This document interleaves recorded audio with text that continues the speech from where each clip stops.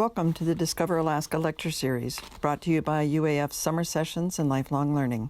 My name is Althea St. Martin, and I will be your host for this summer series.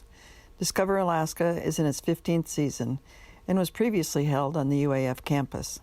The COVID-19 pandemic and social distancing guidelines required that we rethink the format for the series this summer. We are delighted that KUAC has agreed to support the new format as a weekly TV broadcast. Thank you, KUAC.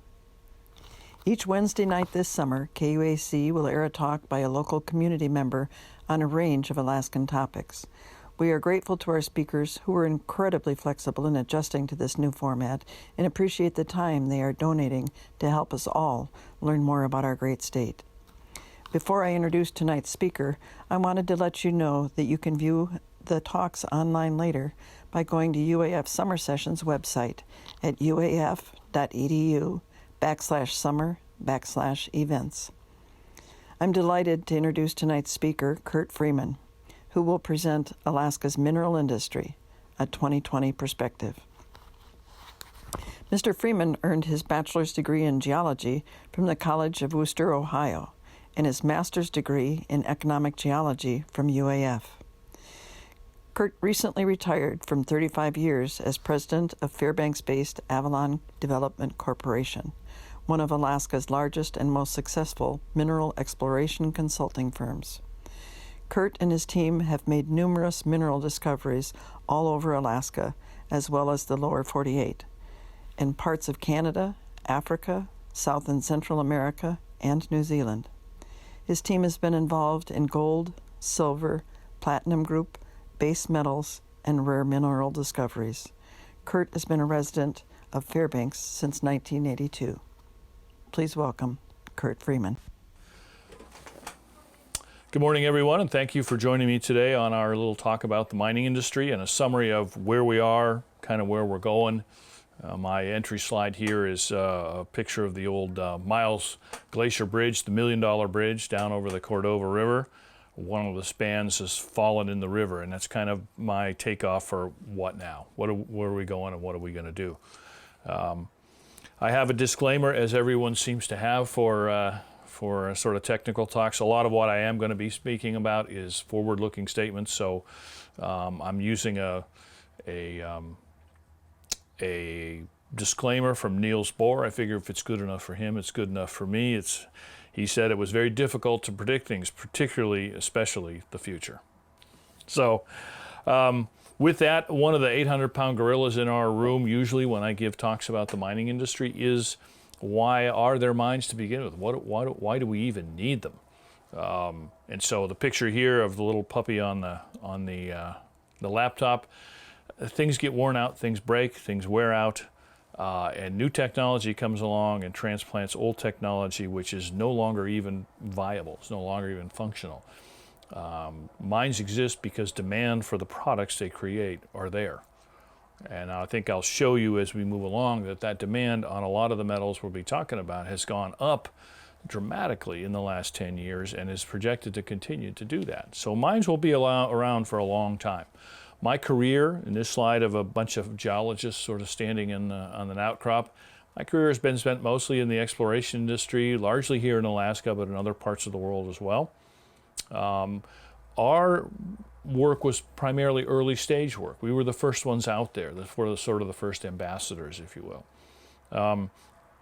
What we found out early on, and what everybody finds out when they come to Alaska, is very quickly you find out that you will be seeing a lot of different terrains when you work in Alaska. And the next slide is a picture of a couple of different ones. One, a very mountainous, rocky terrain, virtually no vegetation. If you get very high in the terrain, you're up in the snowfield, permanent snowfields. The other picture is typical interior Alaska woodland. In this case, one that has burned and regrown, and so it is like pixie sticks. It's almost impossible to walk through this kind of terrain. Those two are, in some cases, only tens of miles apart. In addition, there are terrains like this next picture, miles and miles of nothing but miles and miles. No roads, no airports, no villages, no nothing. Trying to work your way through where to start in terrains like that, where to begin to look for mineral deposits is pretty difficult. We also have Southeast Alaska, which is its own world of both temperate rainforest, but also as a difficult place to work down near seaboard where it's very dense vegetation, thick moss, not a lot of rock. This particular picture, though, shows an upland area where there is some rock. And in particular, one of the things that you notice and you get used to is reading the countryside when you're doing this kind of exploration. This particular picture shows a bare patch of ground with an odd-looking color to it. In this case, it's rocks that are high in magnesium. It's just kind of odd. You say, so what? Well, those kind of rocks are often host to things like platinum, palladium, copper, nickel, cobalt, those kind of deposits. So when I see things like that, I want to stop. I want to go look. I want to find out why. The next slide is a picture of, it's not from Alaska, but it's typical of sort of outer Aleutian and inner Alaska Peninsula hot springs that are formed around volcanic activity. This particular picture is of the Champagne Pool down in the Taupo volcanic field in New Zealand. That particular volcanic field is forming ore deposits at the surface literally as we speak. Gold, arsenic, and mercury are all deposited from these hot volcanic fluids. And one thing that we got to keep in mind is what's being mined are essentially fossilized or petrified deposits. Other deposits are forming literally as we speak under our feet all over the globe. And so somewhere down the road, it'll be millions of years from now, they'll be exhumed and they'll be available. So this is not something that happened. Mineral deposits just didn't happen and stop. They're continuing to form literally as we speak. This picture, the next slide, is a picture of extremely high-grade gold in a quartz vein from right here in the Fairbanks district, just a few miles from us. Whereas most gold deposits are measured in grams per ton of rock, this is measured in kilograms per ton. This is 1,000 times the amount of gold that you would normally expect to see in a rock. So when a geologist sees something like this, you're not going to get their attention to do much of anything else. They're going to be looking at this rock. But that is one of the reasons people come to Alaska, for those sorts of things. The slide here that I'm looking at now that you're seeing here, these days are long gone. This picture of an old prospector with a burro and pick and shovel and pan on his burro, those days are long gone. That is not what happens out there in the world. There's still prospectors, lone as well as company, but they use technology that these people could not have dreamed of at turn of the last century. In fact, the push these days, you'll see it in the next slide on AI and artificial intelligence, is managing huge amounts of data, terabytes of information that are gathered literally almost daily, and how to sort through those, how to make sense of those, and determine where the next ore body is in your data set. Those are really difficult tasks, and those data sets are only growing. So the application of artificial intelligence in this industry is growing with leaps and bounds. One warning, if you will, and I'll illustrate it with a slide and a riddle that you can think about while you're listening to the rest of the presentation. Artificial intelligence is not it's not a substitute for what I call OI, organic intelligence, your own 40-watt brain. And a good way to illustrate that is a riddle. So here's a story. I'm out in the field exploring for mineral deposits, and I come to a fork in the road. I know one road leads to the discovery that I'm looking for, a mineral deposit that I'm looking for. And I know the other road leads to a place where I'll be forced to listen to accordion music for the rest of my life. I don't want to go there. So standing down 20 meters down one fork is a geologist who always tells the truth when you ask him a question.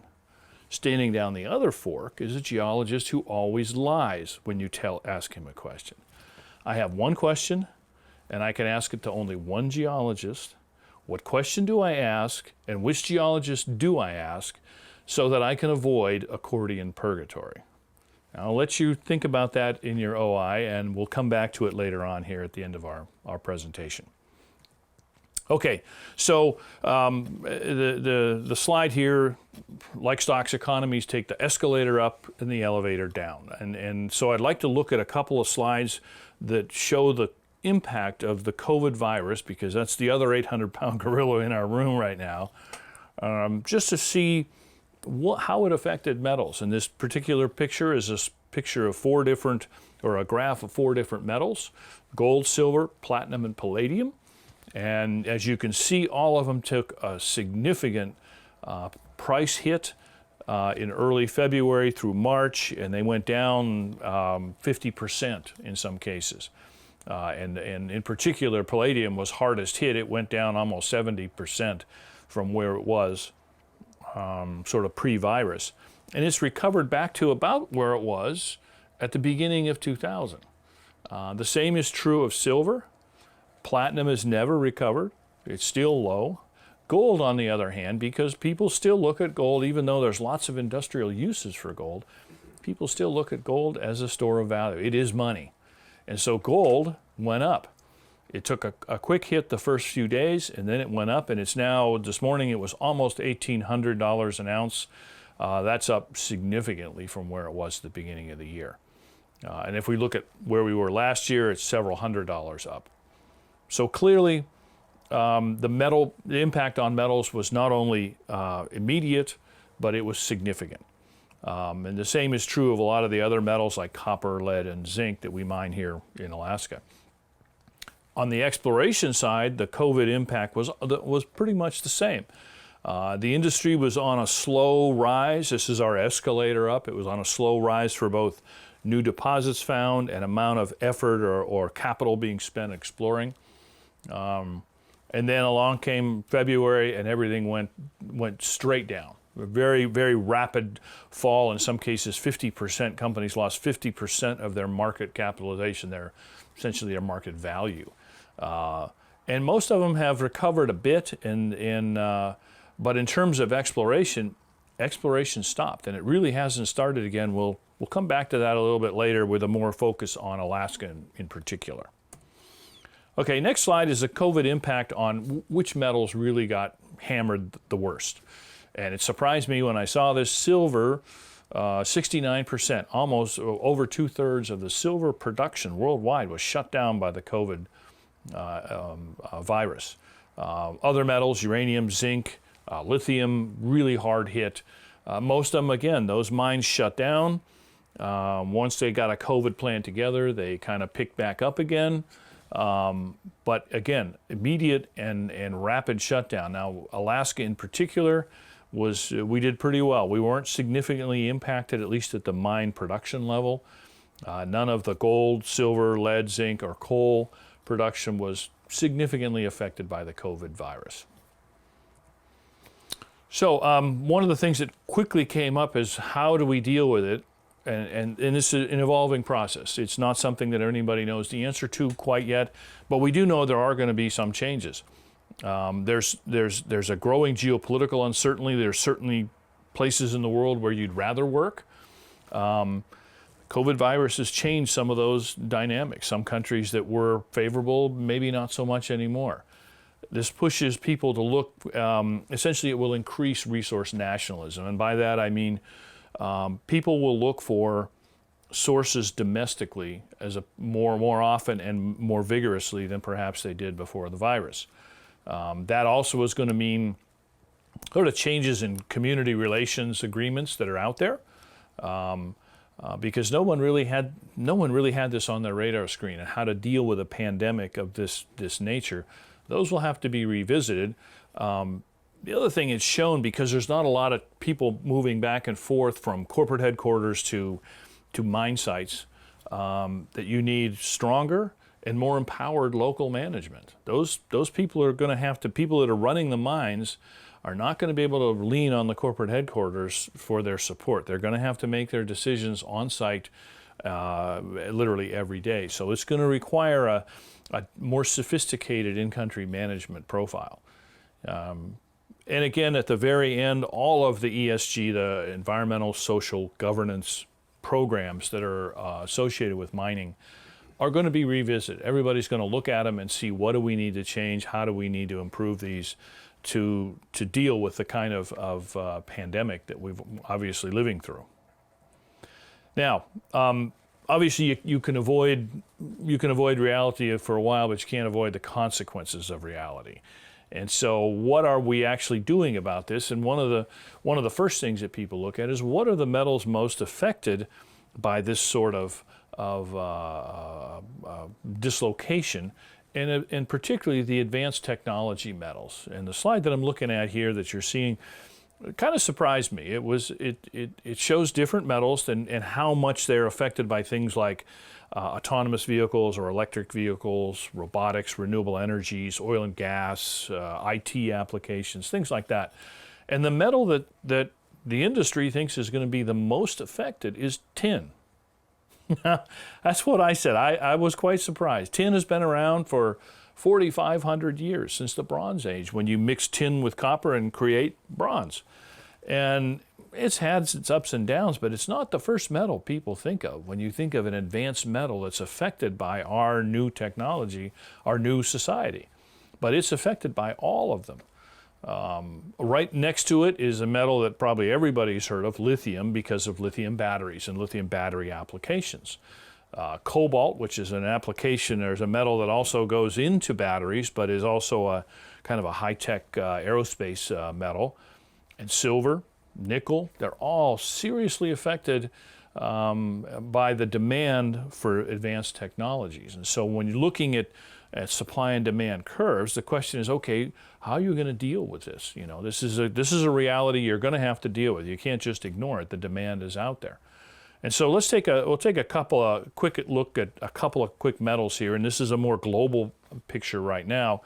Copper historically has been a leading economic indicator. It leads economies up, and it also leads economies down when they start to turn down. And it's been that way for a long time. And the statistic you see here is arresting. In the next quarter century or so, we will use more copper than we have used in the last 3,000 years. It's an astonishing number. And you wonder, how could copper demand and supply keep up? And why is the demand going up so quickly? There's a little fact at the bottom of the page. The average electric vehicle uses 4 to 6 times more copper than the average internal combustion engine vehicle. And the average internal combustion engine vehicle of today is far more copper intensive than one of, say, 20 years ago. Think about all the electronic things, the motors and the seats and the heaters and all the things in your cars. They're all copper related. They're all copper driven. And so copper demand has gone up. And it's expected to go up to the point, as I say, that we'll use more copper in the next 25 years than we have in the last 3,000 years. So one of the first things people look at is, okay, where is this going to come from? The slide here is a very simple pie diagram of unfriendly jurisdictions and friendly jurisdictions. And almost half of our copper today comes from unfriendly jurisdictions. And by unfriendly, I'm meaning more from a political and a social aspect, as places to do work, to put people, and just to do a business. There are places that are very well endowed with mineral deposits, and particularly copper deposits, that most companies won't work. And so those places are as I say, they're providing something on the order of 45% of our total copper. That could be very dangerous down the road. So a supply and demand dynamics could shift dramatically down the road. Let's look at lithium. Right now, we're producing about as much lithium as we are using. And for the next few years, it'll probably stay that way. New supplies are coming online as demand is projected to increase. But as EVs really take over or become more and more common, we're going to find an awful lot of demand that's not met by supply. So lithium is going to be one of those metals that sees dramatic price rises in probably 5 to 7 years out. Maybe there'll be new deposits found, but you can't, what we can see in the pipeline today, and it takes quite a while to get a mine online today in this day and age. We don't see those mines being able to supply the kind of lithium we need. That also pushes people to look at substitutes for lithium as a different sort of battery. Now, one of those substitutes is vanadium, but vanadium's not something you're going to see. Vanadium, they're called redox, reduction oxidation batteries. There's one metal in the entire battery. It's vanadium. It moves back and forth from pole to pole. Really simple, really robust, work well in hostile environments that are hot and cold, like Alaska. But redox batteries are not something you're going to shrink down to a phone or a car. These are industrial scale batteries. These are utility scale and commercial scale. Smallest would be a residential scale.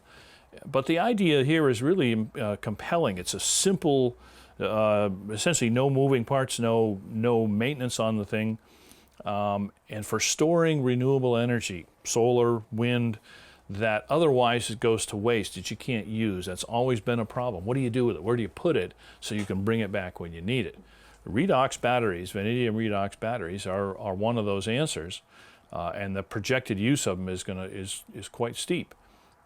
Ask the average geologist in Alaska, and I've done this. When was the last time you went out looking for vanadium? The answer is never. It's not a metal that anybody's looked. It's always been a byproduct of iron and steel and iron ore mining, and it's used in iron and steel applications, but it's never had a use like we're seeing in a redox battery. So there will be people looking specifically for vanadium. Right now there's one vanadium mine in Brazil in the entire world that mines vanadium specifically for vanadium. So there's a story to be told there. Now, rare earth elements, people have heard about rare earths, and they're all over the place. Literally all the technology you're using right now to watch this is loaded with different kinds of rare earth elements. There's about 17 of them, and quite frankly, they're not really rare in the Earth's crust. What's rare is concentrations of them in economic amounts that you can actually go and mine at a profit. They're all over the place in low quantities, but you can't mine them that way.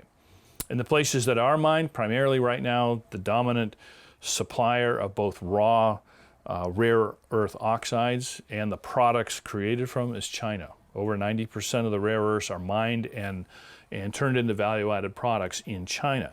And that kind of reliance really came under stress when the COVID shutdown literally stopped global economics altogether. People were really concerned about where are they going to get rare earths to use in your cars, your cell phones, cameras. I mean, basically a cell phone has about 16 of the 17 rare earths. It also has things obviously like lithium and copper and tin. But if you'll see in one of the pictures here in the next slide, recycling that, you take an average phone, you get 1 milligram of total rare earths. All of them together makes 1 milligram. 20 phones to get a gram, 20,000 phones to make a kilogram. And that's sort of the sale price, goes from $1.50 a kilogram for the cheapest of the REE members to $750 a kilo. Average maybe $25 or so in a phone, in that group of phones. You're not going to be able to recycle 20,000 cell phones for $25. So it's one of those things that right now there is no recycling of any significance for the rare earth elements. There are people thinking about that and looking at how you build a product to make it more available, but a lot of it is going to be tough. And there's a picture of somebody here, just basically a set of hands with a bunch of burned plastic and metal all in a conglomerate. That was an attempt in Pakistan, a 50-foot-high pile of electronics. They've poured accelerant on it, it's diesel fuel, and lit it on fire. Gigantic black noxious clouds coming off of it, and what you end up with is a real mess of metal and plastic kind of all stuck together. That's not how recycling should be done. So there's an issue there. Okay, so we're back to sort of a fork in the road. If we now recognize there's supply and demand issues here coming up in the very near future, and some of them here right now, what are you going to do about it? And the slide here on copper exploration versus discoveries is a really telling slide. Up through about 2008, we were doing great. We were The money that was being spent, somewhere between $500 million and $2.5 billion a year just on copper exploration worldwide, we were finding quite a bit of resource with it. And then after the crash, after the 2008 economic crash, a lot more money was spent. It went up to almost $5 billion in 2012 just for copper exploration.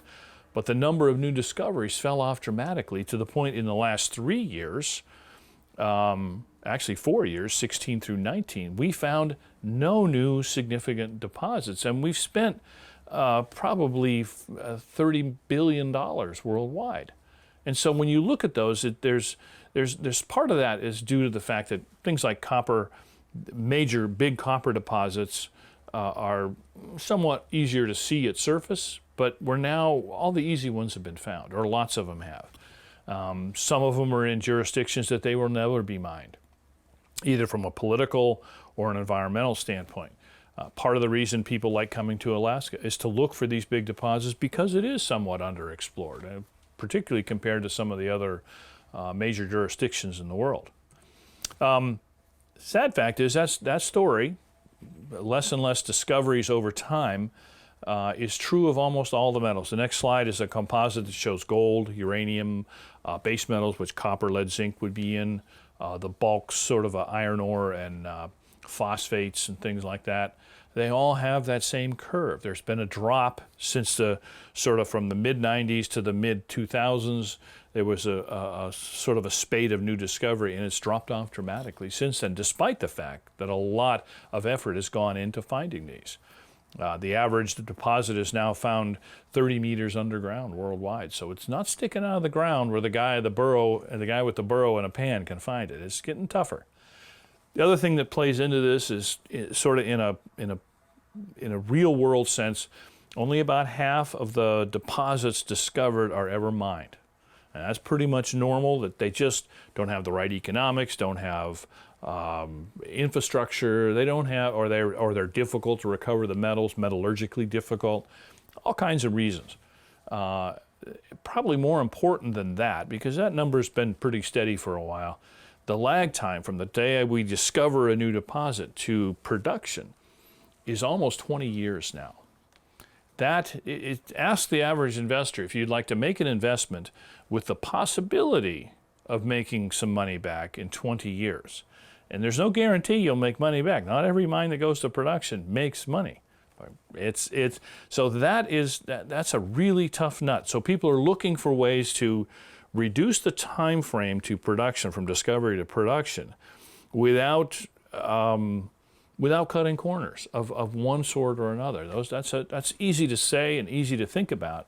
It's not as easy to do. So that is one of the big issues facing the industry, and particularly with the U.S. There's a chart here of U.S. reliance on metals. We get an awful lot of our metals from foreign sources, and some of them, like the rare earths and some of the other high-tech metals, we import 100% of those metals. Now, that may change post-COVID, but it's a long-term issue. You're not just going to turn on a mine with something new that we've been importing from Portugal overnight. Those are long-term effects. And one of them that's on this list that you'll see, that for anybody in Alaska, you're going to laugh out loud. It's on sort of alphabetical order, and one of them is arsenic. We import 100% of the arsenic that's used in the United States. Now, anybody in Fairbanks knows that you've got arsenic in your water, literally. And we get it from where? We get it from China, from Morocco, and Belgium. And so there are some metals that we can probably, a pretty good idea, we can supply ourselves, but those industries will take some time to get off the ground. Okay, so one thing that Alaska's good at, that we can, they say you can't base your reputation on what you're going to do. You have to base it on what you've done. And so when you look at Alaska's, why do people come here? One of the things they compare is political stability and the potential to find these larger ore bodies that bigger companies can look at as a long-term investment, particularly that 20-year time lag. Alaska is in good company here. They're called Tier 1 deposits. For gold deposits, they'd be something on the order of, say, 300,000 ounces of gold per year. the chart that you're looking at here is basically a company or a group, Fraser Institute in British Columbia, does a survey every year of attractiveness in different jurisdictions around the world. And Alaska always fares pretty well in terms of mineral potential because we have significant mineral potential. And the chart here shows Australia, Canada, and the U.S. have a significant number of those larger deposits, and they're also considered, at least politically, in a world sense, politically stable. Pogo mine, gold mine, and the Fort Knox mine here in Fairbanks are both on that list. So 2 out of the 5 U.S. large producers are right here in Alaska. It's part of the reason that people come here. The slide behind that is that Mineral Institute survey from last year. It came out in March of 2020. Alaska was 4th out of 76 jurisdictions worldwide in terms of mineral attractiveness. And again, this is people working all over the globe. And so when you look at the chart, you'll see some stars here that I placed on places that I've worked around the world that I thought were just difficult, really tough places to work. And as it turns out, you'll see them on here: Zimbabwe, the DRC, Venezuela, Zambia, Tanzania. They score near the bottom of this attractiveness list. So I got to look at this list and think it's got some reasonable application. It is real. We'll see some other stuff on that later. So let's talk a little bit more about Alaska mining. And when you mention Alaska mining to people, unfortunately, sometimes they think of television shows, reality TV that I don't even want to talk about. Sometimes they think about old things, like this particular picture is of a dredge. This is one of the old platinum dredges. It was out at Good News Bay, still out there, out in far southwest Alaska. And the cool thing about this was during World War II, this dredge was our major source of platinum and iridium. We actually had the U.S. Army guards guarding this dredge all through World War II because of the Aleutians had been taken over. And iridium was important because our planes needed to go faster, and the only way you do that is with avgas, high octane aviation gas. And the only way that you keep the spark plugs working in a plane with avgas is the electrodes are the compound you use has iridium in it, and they don't corrode and they don't degrade. That gave us a significant speed advantage over our adversaries, and that iridium came from this dredge right in here in Alaska. Now it shut down in the 60s and hasn't really worked since. The other thing people think of is the old style gold mines. This particular picture of is a stamp mill, a 5-stamp mill in Fairbanks. These are pretty crude mills. I've seen them actually operating around the world. There's still places where they run. This was made by the Joshua Hendy Iron Works in San Francisco and shipped all the way up here on freighter and river boats, and then hauled by horse up to the Fairbanks district, where it clattered away until about World War II. So those are kind of the old style things. When we look at where we are today, is a completely different picture. Much more modern automated systems. We produce zinc, lead, silver and gold, coal, about 1 million tons of coal from Healy in the Healy area. And looking just at the Healy coal basin, there's about 250 years of reserve there right now, 250 million tons. And there's resources outside of that of another 750 years worth at the current production rate. So these are huge coal fields here. And the good part is, as buyers in Korea, Chile, and other places around the world have purchased this coal, it's low ash, it's low sulfur, it's low mercury. It's really benign in terms of a coal product. It's good boiler coal. Now, the other thing that this slide shows, we have about 200 placer mines still mining in Alaska. And these are mines that are, 3 to 10 people, maybe somewhere a few bigger than that. And they mine from a few hundred to, say, 10,000 ounces a year tops. So these are sort of the smaller end of our mining spectrum, but they're distributed throughout the state in places where good paying jobs are hard to come by. So these are real economic engines, even if they are relatively small. Excuse me, last year, the industry also had something like 64 companies that were working on different exploration projects. We'll come back to that a little later because that number has dropped, as you might imagine, this year. rather than talk about rocks, which I'd love to talk about, but it would bore everybody primarily, one of the things I wanted to talk about was mine safety. And you don't think about that because you don't hear a lot about it. This particular picture is 200-ton haul trucks up at Fort Knox. And the first thing you notice when you look at them is they're driving on the wrong side of the road. And you look at this and you think, well, why would they be doing that? Well, basically, if you're driving left-hand drive like your regular car, it's much safer to be close to the ditch so you know where the edge of the road is. Mines worldwide have found this out many, many years ago. Virtually every surface mine in the world is wherever your steering wheel is, that's the side of the road you're on, so that you don't want one of these 200-ton trucks going off the road. So that's one of the first safety things. It's obvious in this picture. The next slide is basically U.S. mine fatalities. It's a kind of a morbid thing to talk about, but it goes from 1970 to last year. Last year there were 15 fatalities in the metal mining industry in the U.S. last year, 15. Now, the goal is 0. One of these days we will do that. We will get there. It's improving every year, as you can see by the graph. But to put things into perspective, as tragic as each of those 15 fatalities was, the Highway Safety Board put out some specs here recently. 6,500 pedestrians, essentially pedestrians walking along, looking at their phones or talking on their phones in the street. 6,500 of them were killed in 2019 alone. 6,500. That's a 30-year high. That number is increasing rapidly. And so that's a real significant problem. That's 400 plus times the number of people who die in a mine.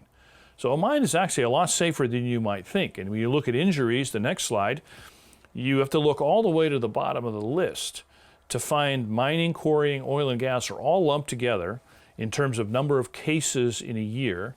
And we're talking something on the order of 9,800 cases versus, let's say, healthcare, 548,000 cases in a year. So you're a whole lot safer in an active mine today than you are probably at home. I think that's fairly safe to say. The other thing that we don't see a lot of is reclamation, which in the last probably 40 years plus, every mine that goes to production has to have a reclamation plan and essentially capital to go with it, bonding. This particular picture is of some of the best in the world. This is Usabelli's coal mine down near Healy. And sort of in the background, you can see currently mined activity going on. In the foreground or in the middle ground, sort of reclamation is in progress. This is newer. And then final reclamation, fully vegetated out in front of us. Excuse me. And I think the thing that strikes me here is when you look at the reclamation, it's done with GPS-driven heavy equipment that uses the original land surface topography and recontours using those GPS units, recontours the land to as close to its original outline as possible. Pretty high-tech stuff for reclamation. Pretty cool. Okay, so, excuse me, in the background, obviously not everything that's mining in Alaska is good. So a few words on the warts that we have is probably in order. This slide was the easiest one I put together. This is Alaska's list of mid-tier gold mines.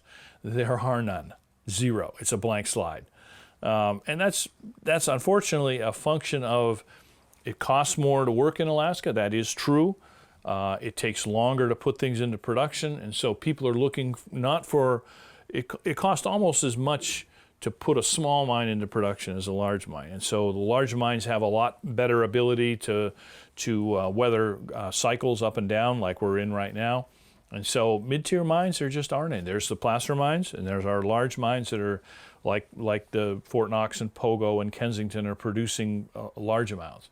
So that's one of the things we don't have that most mining industries do have in most parts of the world. The same Fraser Institute survey I mentioned earlier, they also look at regulatory policy potential. And Alaska gets hammered every year on this. It's hard to argue with. We're 17th out of 76 jurisdictions. We're in the second quartile. We're not even close to the top. Part of this is we have a much more complex land system here in terms of state, federal, native, and private land, conservation units all over the place, and it makes it really difficult to permit There are efforts to sort of streamline that, but it is a long process. As I mentioned, something on the order of 20 years. So Alaska usually gets hit pretty hard in that part of the survey, with some justification. The next slide is I've got the timeline from initial discovery through reclamation and sort of stages that you might see from feasibility work and financing construction. And then the list of the operating mines and some of the more advanced projects and how long it took them to get where they are. And so Pogo and Fort Knox are at the low end in terms of mines. It took them about 12 years from discovery to production. It's pretty good. Greens Creek and Red Dog were about 16 years. And then we look at the exploration programs, things like, let's say Donlin Creek out in far southwest, 25 years and counting. Pebble is 32 years and counting. Bornite up in the Alaska range is 73 years since it was discovered. It was literally a World War II era kind of thing. And so some of these things fall afoul of, like Bornite, there was access. You just couldn't mine something that far away from access. Other things are tied up in all kinds of other issues. So it's not something that's easy to do. I also have there's a survey that CNBC did last summer that Alaska scored 47th out of 50 states we were almost at the bottom in terms of business attractiveness in the U.S. And the categories that came in that we really scored poorly, we were worst in the nation for access to capital, 49th for education, 48th in cost of doing business. Now that's the one for the mining industry that really does make a difference. Cost of doing business, because people look at that before you start investing in Alaska as what's it like to work there, what's it cost?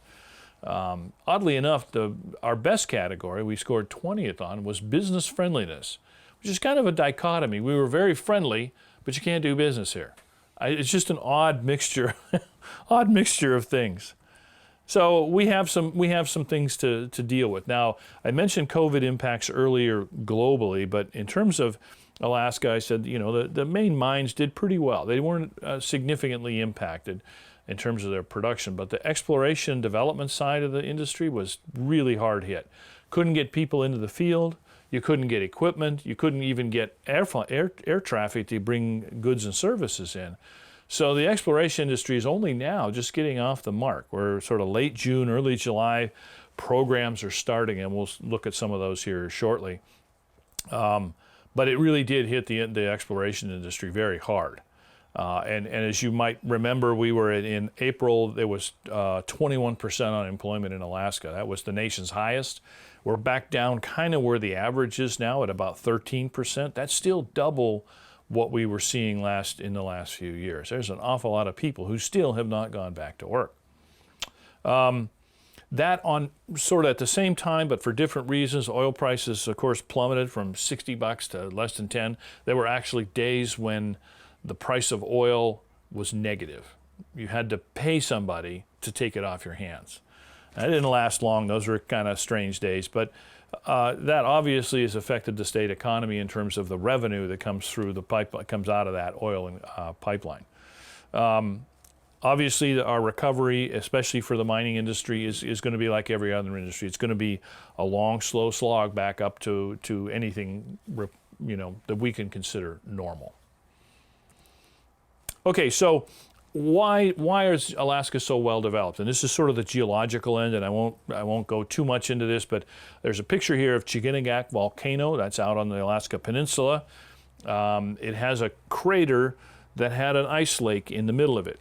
And the volcano, Alaska Volcano Observatory, noticed that it was starting to melt. This is a few years ago.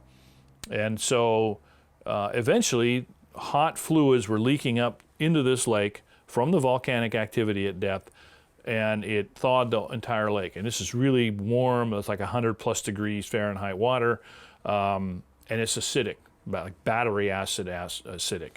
It actually breached the side of the volcano and flowed down into the streams and into a place called Mother Goose Lake. And it killed everything. I mean, every bit of living anything was killed. There's a picture of a geologist standing next to this thing, next to the water flowing here. And what they found out later on was that this kind of pulse of acidic water had flown into flowed into Mother Goose Lake multiple times in the past. This has happened again and again, and this comes back to that idea that the ore bodies are forming literally as we speak. This is the kind of process that brings metals to the surface in a volcanic setting that eventually become ore deposits. So how do you bring them to the surface? How do you get these metals and these fluids to create an ore body? You need plumbing. It's as simple as that. Plumbing in this case is faults and fractures in the Earth's crust. And the next picture is a famous one that'll be in textbooks for decades to come, of Vine Road down in Wasilla, where the 7.0 quake back in the end of November of 2018 caused the ground to shake. And this kind of sediment that the road was crossing is called thixotropic. When you shake it, it turns liquid.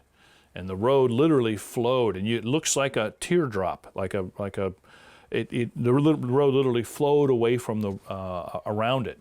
And those fractures, as much as it disrupted our economy, those fractures are the things that bring those fluids up into the Earth's crust and create the ore bodies that we think of as mining now.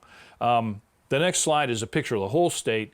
There's lots of little colored polygons. Those are geologically separate blocks, if you will, building blocks of Alaska. And Alaska has been kind of stuck together from a bunch of different parts by plate tectonics over the last 125 million years. So there's some 50 of them here. Some of them had mineralization when they got here. Some of them were created, mineralization was created by the act of actually slamming into Alaska, and others were created later. And what I'm showing here is the red dots are gold prospects. There's 4,400 of them documented in the state. Lots of belts that you can see all over the state, and this is part of the reason that Alaska is known as a place to go look for gold deposits. There's lots of possibilities out there. Now, if you're not looking for gold, the next slide is the same tectonic map, if you will, but it's the other elements that we have a lot of. There's 2,700 other non-gold elements, prospects here, from copper and lead zinc things to over 200 platinum group element prospects, 500 plus strategic and critical mineral things like the rare earths, graphite, tin, tungsten, tantalum, niobium, those kinds of metals. Alaska has a lot of them. Those, not a lot of exploration has gone into those recently, but we can see that's probably a place people will be looking in the near future. So I mentioned elephants. This is just a quick list. I'm not going to go into detail, but these are the elephants that people come looking for. Things like red dog and pebble and bornite. These are world-class deposits that people want to find here, and because of our under-prospected nature, that's why they come here. They're still out there to be found, some of them sitting right at the surface. And so those are some of the things that draw people to do exploration. Now, exploration-wise, I show a graph here of Alaska exploration. It's kind of a two-hump camel. And in the upper right, there's a worldwide exploration curve of the same group from about 2000 to current. And what you see here is that even though the dollar values are higher worldwide than Alaska, the shape of the curve is identical. It's scary identical. And it really does tell you that we are part of a big global, I hate the term village, if you will, but we are part of that same global economy. And so when I started the year, people would ask, okay, what are you seeing coming out this year for exploration expenditures? And last year was around 160 million or so spent exploration in Alaska, and it's on the uprise. And I would have said 175 to 200 million in 2020. Now, fast forward to today, July 7. I'm thinking maybe 50 to 75 million if we're lucky. A lot of that was just delayed because of all the COVID issues that we faced. And so if you look at worldwide exploration, it's going to be the same kind of thing. And the next slide is just an underscore that only about 1.5% average of mine revenue goes into exploration. So it's a really small piece of revenues that are used to go into exploration. This particular year, 2020, that number is probably going to be zero or very close to it, because there's just no way you can actually do the work. Nobody was really set up to run an exploration program COVID-wise, and there are companies in Alaska doing it, but they're writing the book literally on how to work in a pandemic. And nobody had ever done it before. Who spends the money in Alaska? That's always a question that comes up. And prior to 2000 or so, Canada was 25 or 75% of the total expenditures, and the U.S. was the rest. Virtually nobody else worldwide played up in Alaska. And then as time went on, Australia came forward, Japan came forward. By 2017, Australia was 20% of the total. Last year, they were 46% of the total. Canada was 37. There's 75% plus of the total dollars spent in Alaska came from Canada and Australia. Only about 15% came from the U.S. Oh, it's kind of an interesting number. You realize that they're also taking Canadian Australian dollars are about the exchange rate, the same exchange rate, about 72, 75 cents, somewhere in that range. So they're taking a significant hit rather than spending that money in their own country. So obviously coming to Alaska, there's a draw. There's a reason they do that. This slide at 2020 load exploration is a sort of a list of who's active right now, mostly gold and copper exploration, little sort of polymetallic, no strategic metal exploration this year. And then there's a secondary delayed group, and they include places like Arctic, Tetlin, Bornite. And those places in the last few years had, those three together would be probably a third or more, maybe a half of the total exploration. Those were big projects that are essentially on hold right now while the pandemic is being reviewed, and how do you do business? You know, how do you get back to work? Some of them may go back to work, some of them won't. Okay, so the slides here, the rest of these slides are basically people doing work out in the field. So one of the things I like to look at, there's two pictures in this one slide of a bunch of guys with sunglasses on. It's a beautiful day, and they're out in the field. Somebody's paying them to be out there. You know, the future's so bright, I gotta wear shades. The other guy in the lower right here, though, it's a rainy, wet interior Alaska bog, nasty day. He's covered in rain gear. He's obviously wet, probably thinking nobody can pay me enough to do this job. So there's a picture. The next picture is a bunch of people with a helicopter. And I like this picture because of the attitude that is exuded by these people. Just the look, the stance of these are explorationists. They're not afraid to fail. They know that you're going to fail more often than you succeed, but you get up and dust your pants off and you do it again. That's the exploration, the half full glass, that optimism. That's what drives people in the exploration game. And you have to. It has to be that way.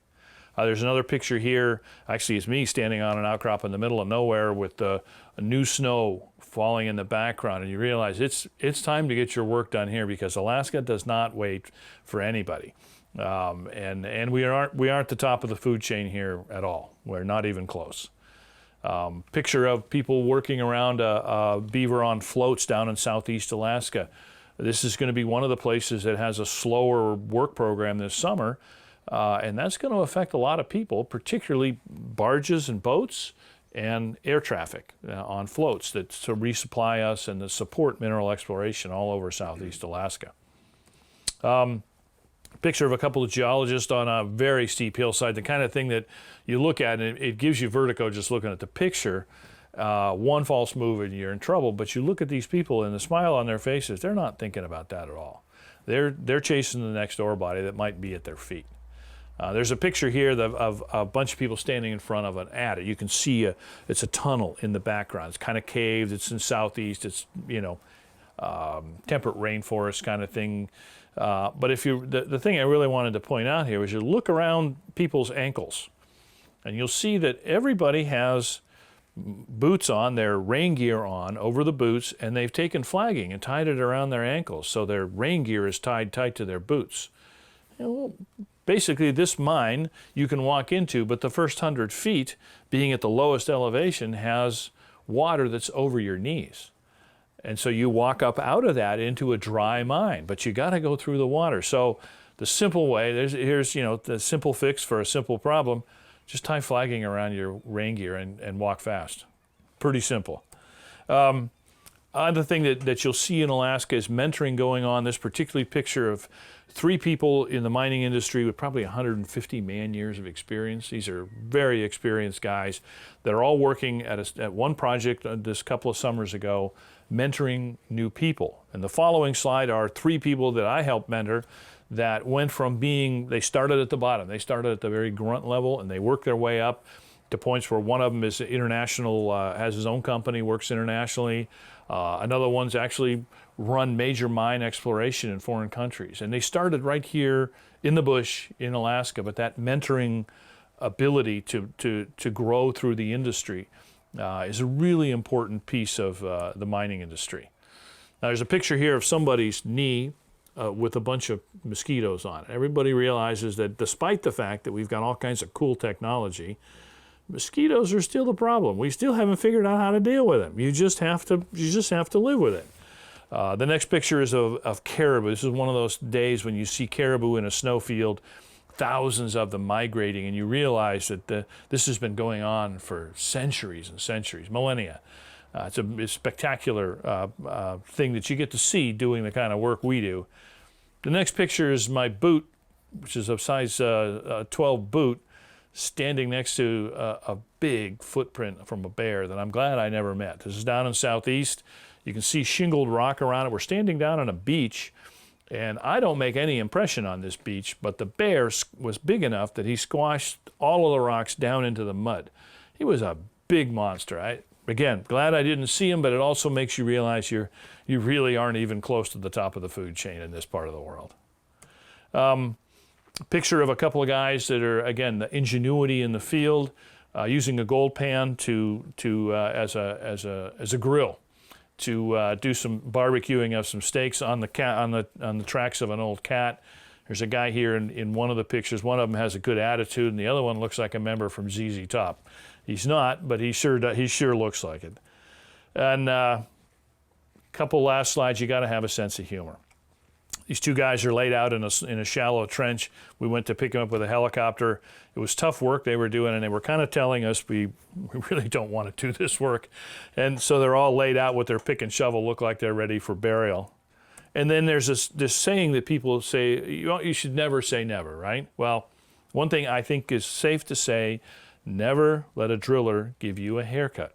And there's 4 paneled pictures here of a young lad who needs a haircut and a driller who's holding a pair of clippers, and he kind of doesn't even look like he knows what he's doing with them. But in the end, he makes this kid look like Pippi Longstocking with hair sticking out all over the place, and everybody got a great laugh out of it. But there's a never say never. Never let the driller give you a haircut. Okay, so we're basically done. I'll come back to that OI. If you haven't figured it out yet, the answer to the fork in the road riddle. So I can have one question to one geologist, doesn't matter which one, and then here's the question I ask him. If I ask the other geologist which way I should go, what's he going to say? So if I ask that question to the geologist that always tells the truth, he knows that the other guy is always lying. He knows the other guy is going to lie to me and tell me to go down this fork. That's accordion purgatory. So I go the other way. If I ask the geologist who always lies the same question, he knows that the other guy always tells the truth.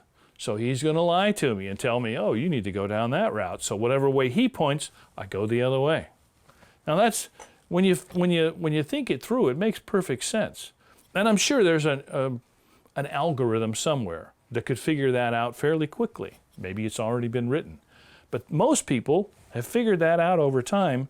That's organic intelligence. That's the kind of thing you need to use with your AI to get that step up. So there's the answer to our riddle, and that's basically my talk. The last slide is a picture of a rock that I actually think spells, it's rocklish. It looks like it spells Alaska. This rock is so deformed, it looks like it spells Alaska. And so with that, I would like to say thank you and thank the University of Alaska for allowing me to speak to you today, and wish you stay well, please. Thanks.